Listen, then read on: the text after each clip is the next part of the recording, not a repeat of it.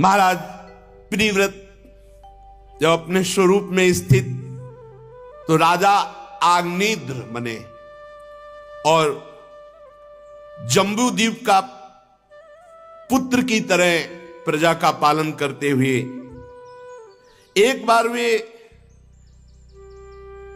पितर जो हैं ये कामना करते रहते हैं कि हमारे परिवार में कोई महाभागवत धर्मात्मा पुत्र हो जाए जिससे हमारा कल्याण हो जाए। पितृलोक स्वर्गलोक के ऊपर है, तो पितृलोक की कामना से सतपुत्र प्राप्ति के लिए पूजा की सब सामग्री जुटाई और मंदराचल की घाटी में तपस्या करने लगे। महाराज आग्नेद्र जब कोई तपस्या करता है सही ढंग से तो उसके पास उसकी तपस्या को नष्ट करने के लिए माया भेजी जाती है। अब जैसे कह दे कि अब क्यों ऐसा नहीं सुनने को मिलता कि रंभा आ रहे हैं, पूर्व चित्ती आ रहे हैं, मेनका आ रहे हैं। जरूरत है नहीं, देवता लोग देखते हैं इतने में गिर गए हैं मृत्यु लोक के भोगों में, तो फिर देवलोक के भोग काय को भेजेंगे। जब ये अपनी कठोर तपस्या में संलग्न हुए महाराज आग्नेद्र, तो पूर्व चित्ती नाम की अप्सरा भेजी गई, बहुत ही सुंदर। आग्नेद्र जी जहां तपस्या कर रहे थे मंदराचल की घाटी बड़ी रमणीय थी, एकांत स्थल। अब वो अपने गायकों के साथ आई, बड़े सुंदर सुंदर गीत गाए जा रहे हैं, वाद्य बज रहे हैं। अब उसने नृत्य गान आदि के द्वारा उनका ध्यान भंग किया महाराज आग्नेद्र का। समाधि योग में स्थित उन्होंने आंख खोली तो सामने दिखाई दी मानो नवीन कमल की कली, ऐसे सुंदर नेत्र और दिव्य एक अप्सरा। महाराज समाधि में थे, आंख खुली तो समाधि को भूल गए कि कहां समाधि में थे। सामने जो ही पूर्व चित्ती अप्सरा को देखा भूल गए। वही विलासपूर्ण गति, क्रीड़ा, चापल्य, लज्जा, विनय युक्त चितवन। कामदेव ने देखा कि बढ़िया अवसर है। क्या बढ़िया अवसर है? अप्सरा को नीचे से ऊपर तक देख रहे हैं, समाधि में थे, संभलने का होश अवसर नहीं दिया जाता, होश नहीं दिया जाता। कामदेव ने अपने फूलों के बाण संधान करके, अब तो महाराज ने इशारा किया, डरो मत, दूर क्यों, नजदीक आ जाओ।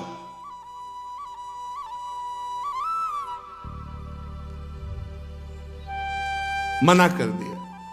आयुनी के लिए है, जब मना होता है तब और आसक्ति प्रबल होती है।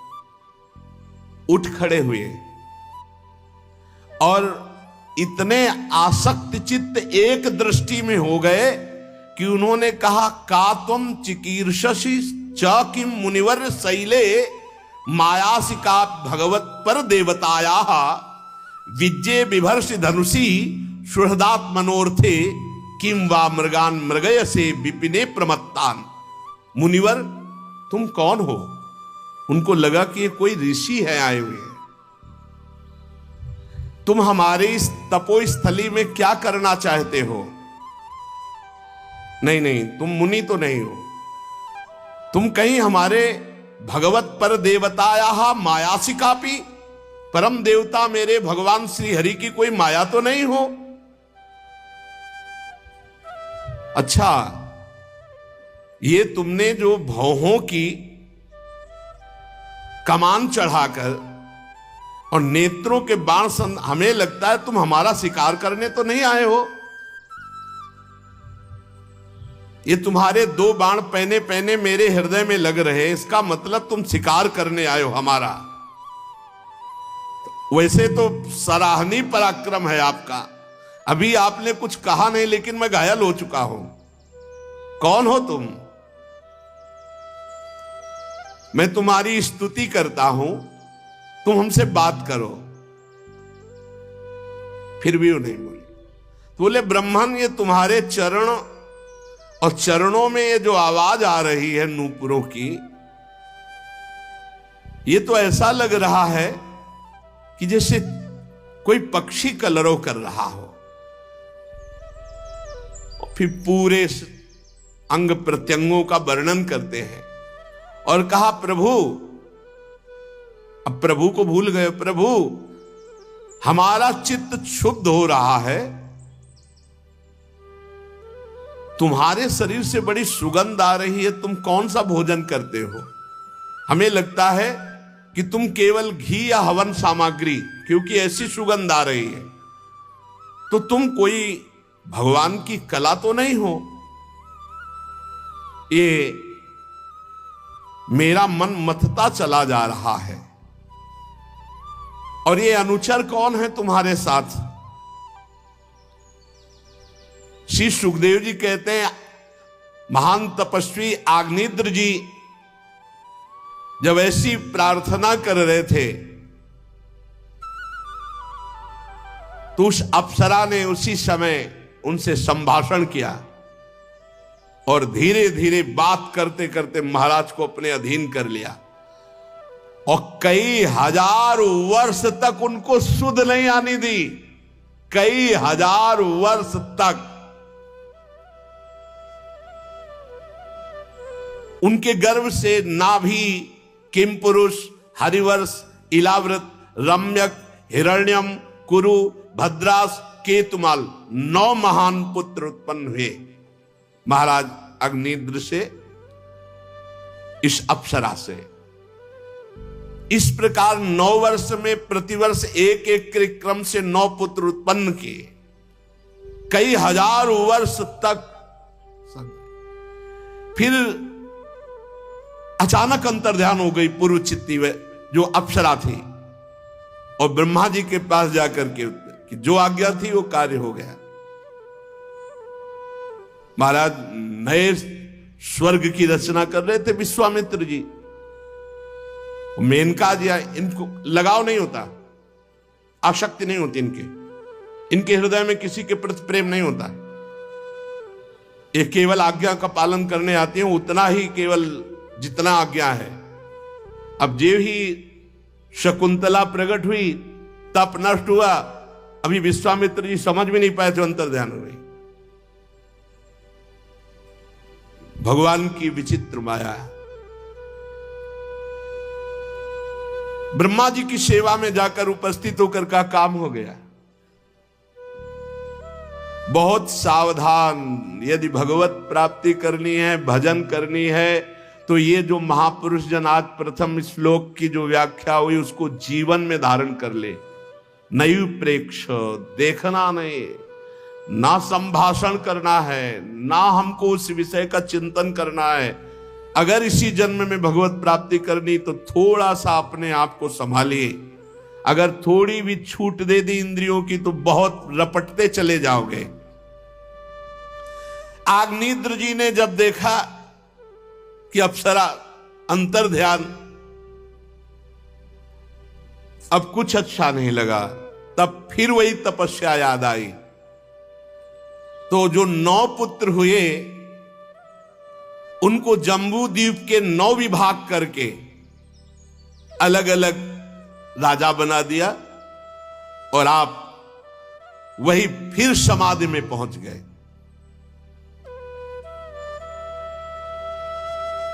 जब भगवत चिंतन परायण पुरुष विषय में जाता है तो उसे ज्यादा दिन कोई आसक्त नहीं रख सकता, क्योंकि पूर्वाभ्यास उसका उठेगा और उसे पुनः वहीं स्थित कर देगा। पर समय तो जाता है ना, और इसमें प्रारब्ध भी बहुत जोर का होता है, पूर्व प्रारब्ध भी बहुत बलवान होता है। बहुत से कारण मिलते हैं तब कहीं वो योद्धा फंसता है, ऐसे नहीं फंसता। बहुत से कारण होते, अभिमान हो गया, परदोष दर्शन हो गया, प्रारब्ध पूर्व जन्म का उपस्थित हो गया और वासना का आक्रमण हुआ। देवता अपने अपने इंद्रियों के द्वार में बैठे उसे तब वो कहीं योद्धा परास्त, लेकिन वो हरि का जो जन होता है वो परास्त नहीं होता। जिस समय जैसे होश आया वो फिर अपने स्वरूप में उसी जगह पहुंच जाएगा। नामे भक्ता प्रणश्यति, भगवान ने कहा मेरे भक्त का नाश नहीं होता। आग्नेत्र जी ने विचार किया कि अरे मेरे परम पुरुषार्थ को अप्सरा ने अपहरण कर लिया। फिर उन्होंने समस्त भोगों का त्याग करके अपनी चित्तवृत्ति प्रभु में लगाया और शरीर छोड़ दिया। महाराज अग्निद्र के परम धाम सिधारने के बाद नाभि आदि 9 भाइयों ने मेरु देवी प्रतिरूपा उग्र दृष्टि लता रम्या श्यामा नारी भद्रा देवीति नाम की 9 कन्याओं से विवाह किया। नाभि के कोई संतान न थी, इसलिए उन्होंने अपनी भार्या मेरु देवी के सहित भगवान का यजन किया। यद्यपि सुंदर अंग वाले श्री भगवान द्रव्य देश काल मंत्र ऋत्व दक्षिणा और विधि इन यज्ञ के साधनों से सहज में नहीं मिलते, तथापि वे भक्तों पर तो कृपा करते ही हैं। इसलिए महाराज नाभि ने श्रद्धा पूर्वक विशुद्ध भाव से जब भगवान की आराधना की, तब उनका चित्त अपने भक्त का अभीष्ट कार्य करने के लिए उत्सुक हो गया और भगवान सर्वथा स्वतंत्र हैं। भगवान यज्ञ से प्रकट हो गए। जब महाराज नाभि ने पुत्र प्राप्ति के लिए आराधना की, भगवान रेशमी पीतांबर धारण किए हुए विशाल वक्षाय स्थल, श्रीवत्स चिन्ह, अजान बाहु, लंबी भुजाएं, गले में बनमाला, कौस्तुभ मणि, बड़ा सुंदर भगवान का स्वरूप। ये देखकर ऋत्वज, सदस्य, यजमान सब खड़े हो गए और जैसे निर्धन को धन मिल जाए ऐसे सब आनंदित होकर सबने भगवान के चरणों में अर्घपाद्य अर्पित करके प्रणाम किया। और फिर ऋत्वजों ने कहा, हे पूज्यतम, हम आपके अनुगत भक्त हैं, हमारे आप परम पूजनीय हैं, इसलिए बार बार मैं आपका पूजन करता हूं। किंतु हम आपकी पूजा करना क्या जाने, हम तो बस आपके चरणों में प्रणाम करते हैं और महापुरुषों से जो सीखा है वही हम आपकी सेवा करते हैं। प्रभु, हम सब प्रपंच में ही फंसे हैं, तो आपके गुणगान करने में हम असमर्थ हैं। आप साक्षात परमेश्वर हैं, आप अपनी कृपा से प्रसन्न हो जाइए। यदि कोई आपका वर्णन करने का साहस करेगा तो जैसे किसी की बुद्धि सीपी हो और वो समुद्र को नापना चाहे तो कितने दिनों में नाप पाएगा, पूरा जीवन लग जाए तो भी नहीं नाप पाएगा। ऐसे ही प्रभु, हमारी बुद्धि बहुत छोटी है, आपकी महिमा अपार है, हम कैसे आपका यश गान करें। यदि कोई भक्त दीन होकर एक पत्ता, तुलसी, दूब का अंकुर या कोई फूल या कोई फल दे दे तो आप बहुत मानकर संतुष्ट हो जाते कि इसने बहुत दे दिया। दीन होकर, दैन्य होकर के। प्रभु, हम तो समझते हैं कि आप केवल अपनी कृपा से प्रसन्न होते हैं। ब्रह्मादिक परम पुरुषों की अपेक्षा आप सर्वात श्रेष्ठ है। हे यज्ञ पुरुष, हमने तो बुलाया भी नहीं हो, आप करुणावश आ गए हैं, ये आपकी अहेतुकी कृपा है। पूज्यतम, हम सबसे बड़ा वरदान ये पा गए कि ब्रह्मादिक के वरदायक आपका दर्शन पा गए, हमारे नेत्र सफल हो गए, हमारा जन्म लेना सफल हो गया। नेत्र की सफलता, जन्म लेने की सफलता, भगवान का साक्षात्कार। आपका दर्शन तो वो पाते हैं जो रात दिन आपका मंगलमय चिंतन करते रहते हैं और वैराग्य से प्रज्वलित हुई ज्ञानाग्नि के द्वारा अंतःकरण के राग द्वेष को भस्म कर देते हैं और जिनका स्वभाव सम और शांत है, वो आत्माराम मुनिगण आपका दर्शन पाते हैं। प्रभु, गिरना, ठोकर लगना, छींकना, जम्हाई लेना, बुखार आना या और कोई कष्ट होना, इन समयों में आपका जो स्मरण करते हैं उनके सकल अमंगलों का नाश हो जाता है। गिरते समय ठोकर लग गई या छींक में या जम्हाई में, जब जम्हाई आती हो तो जरूर नाम लेना, वैसे तो हर समय नाम लेना चाहिए, पर जम्हाई नहीं आती है उस समय राधा राधा, अगर जम्हाई के समय नाम उच्चारण नहीं किया तो अंदर पाप प्रवेश करेगा। राम राम कही जे जमुहाही, तिन्हि न पाप पुंज समूहाही। अगर आप ऐसे ही करते तो बेमतलब में पाप अंदर जा रहे। राधा राधा बोलो, कृष्ण कृष्ण बोलो। देखो क्या कह रहे, गिरते समय अचानक राधा, ठोकर लगते समय राधा, छींक आवे तो राधा, जम्हाई आवे तो राधा, बुखार में है तो राधा, या कोई भी दुख है तो राधा, उसका परम मंगल हो जाता है, उसका अनिष्ट नहीं होता। आहा, हे प्रभु भक्तवत्सल दीन बंधु, एक प्रार्थना और है। प्रभु कोई ऐसी वस्तु नहीं त्रिभुवन में जो आप दे न सके, फिर भी आपसे कुछ मांगना ऐसा है जैसे चक्रवर्ती सम्राट से भूसा मांगना, पर हम मांग रहे हैं अपने लिए नहीं, अपने यजमान के लिए। हमारे यजमान राजर्षि नाभ हैं, इनके कोई संतान नहीं है, और ये यज्ञ भी संतान के लिए ही कर रहे थे। आप कृपा करके प्रकट हुए हैं, तो प्रभु वैसे आपकी माया का पार पाना बड़ा कठिन है, हम माया से ही प्रेरित होकर बोल रहे हैं। देवादिदेव आपकी कृपा से सब काम बन जाता है, इसलिए हम अज्ञानियों की धृष्टता क्षमा करें और मेरे महाराज को पुत्र हो ऐसी आप कृपा करें। भगवान ने कहा कैसा पुत्र हो चाहते हो, तो समस्त ऋतुजों ने कहा प्रभु जब आप प्रकट हुए हो तो आप ही जैसा पुत्र हो। तो श्री भगवान ने कहा अहो बता हम ऋषियों, भवत भी रवित गिरभीरवर सुलभ मभि आचितो यद मुष्यात्मजो मया सदृशो भूयादिति ममाहमेवाभिरूपः। ऋषियों बड़े असमंजस की बात कह दी, मेरे जैसा पुत्र तो मैं ही हूं। इसका मतलब राजर्षि नाभि के पुत्र रूप में मैं प्रकट हूं, मैं तो अद्वितीय हूं। मैं नाभि के यहां अवतार लूंगा। आप सब ऋषियों की प्रार्थना स्वीकार हुई। महारानी मेरु देवी के सुनते हुए भगवान अंतर ध्यान हो गए। परीक्षित, उस यज्ञ में महर्षियों द्वारा भगवान के प्रसन्न किए जाने पर नाभि का परम प्रिय हुआ। महारानी मेरु देवी के गर्भ से महाराज नाभि की पत्नी मेरु देवी शुद्ध सत्यमय विग्रह धारण करके भगवान ऋषभ देव जी के रूप में प्रकट हुए।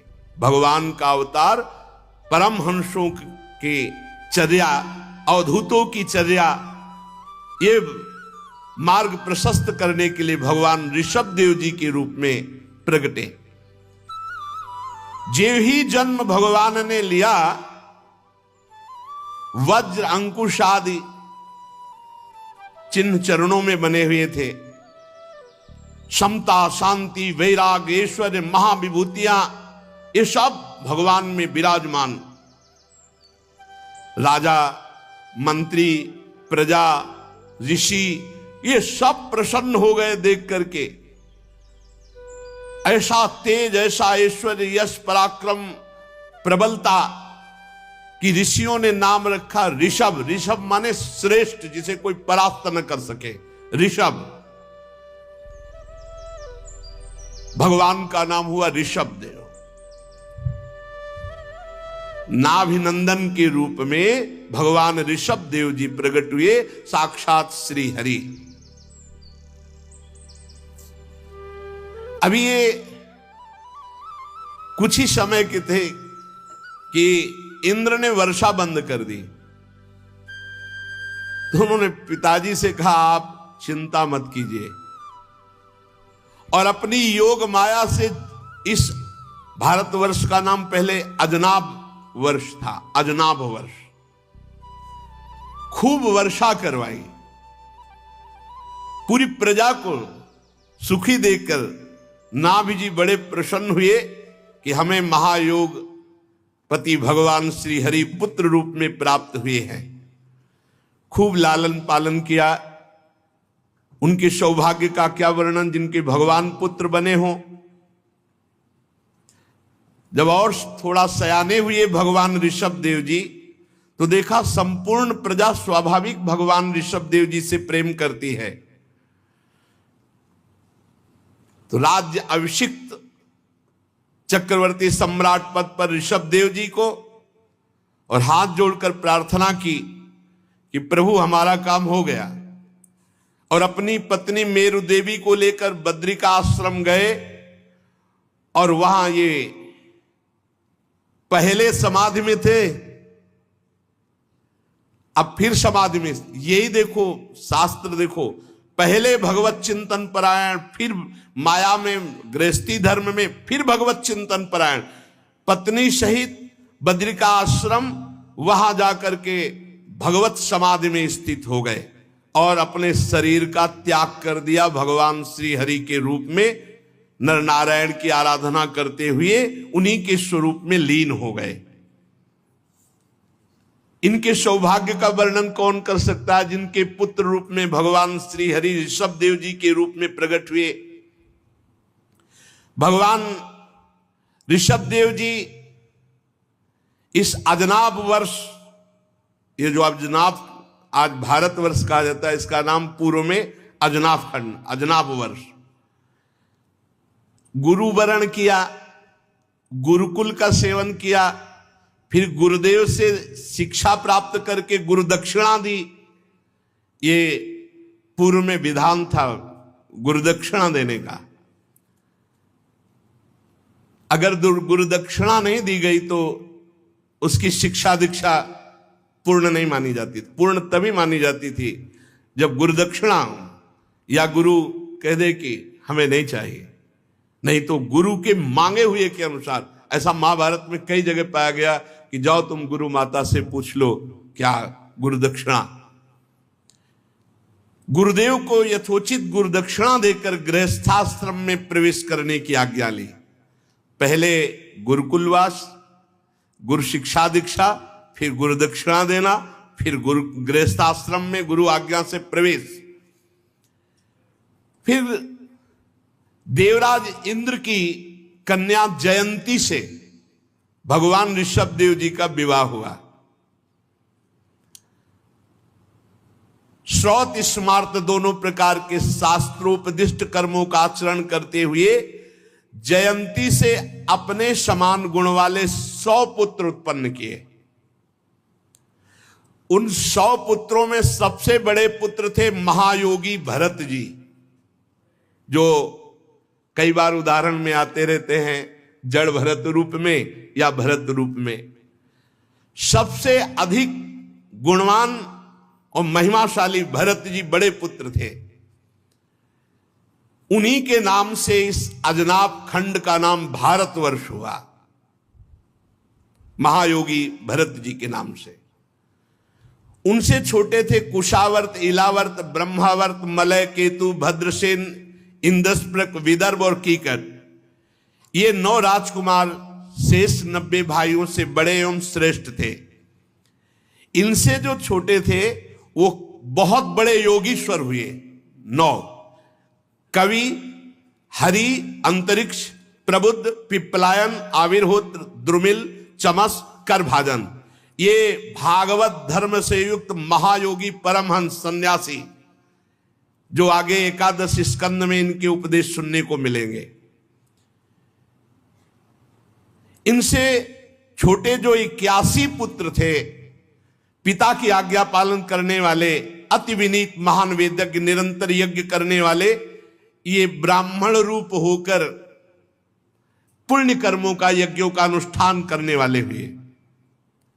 बड़े भरत जी, उनसे 9 ये जो कुशावर्त, इलावर्त, ब्रह्मावर्त, मलय, केतु, भद्रसेन, इंद्रप्रक, विदर्भ, कीकट 90 हो गए। उनसे 9 कवि जी, हरि जी, अंतरिक्ष जी, प्रबुद्ध जी, पिप्पलायन जी, आविर्होत्र जी, द्रुमिल जी, चमस जी, करभाजन जी।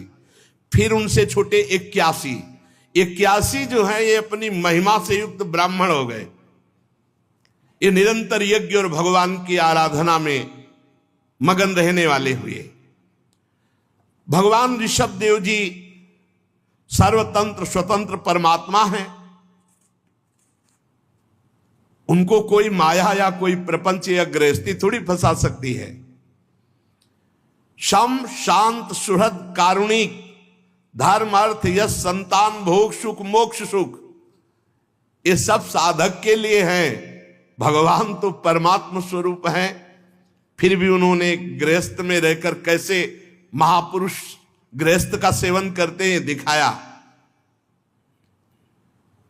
भगवान सब कुछ जानते हुए भी जो ब्रह्म ऋषि जन उनकी आज्ञा के अनुसार चलते हैं, जैसी वो विधान बताते हैं वैसे ही भगवान करते ऋषभ देव जी।